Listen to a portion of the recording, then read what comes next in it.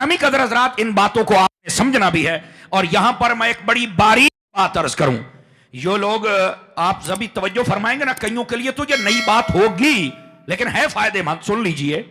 आपको ये मालूम होना चाहिए ये जितना जादू टोने के असरात है ना तावीज़ात के, ये सबसे ज्यादा असर इंसान पर पता कब करते हैं? जब उसके बालों के जरिए से जादू किया जाए। ये शायद हमारे नॉलेज में नहीं है। आप ऐसे करें, खुलौस बिरब्बिन नास, खुलौस बिरब्बिल फलक, इसकी तफसीर उठा पड़े, फिर पता चलेगा मैं क्या कह रहा हूं। ये एक यहूदी था, उसकी बेटियों ने बालों पर, नबी पाक पर भी अमलियात कर दिए। फिर आका करीम अलैहिस्सलाम पर ये दो सूरतें आई।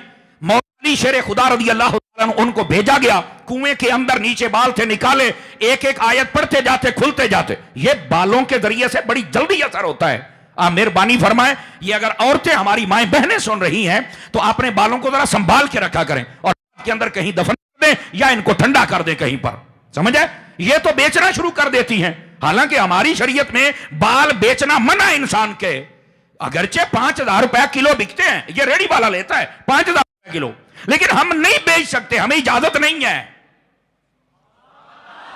टेंशन ही ले गए हो सरकार, वो नवे मसले सुन लिया करो, रिवायती तकरीर नहीं सुन दे रहे हो, क्या भी सुन लो।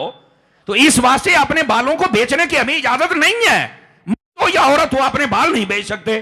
उनकी इकराम की ये सूरत ये है, उनको संभाल के रखा जाए, बाद में किसी गड्ढा खोद कर दफन कर दिया जाए या दरिया में ठंडा कर दिया जाए। अब बात समझ आ रही मेरी आप हजरात को? तो ये जादू का बड़ा असर होता है।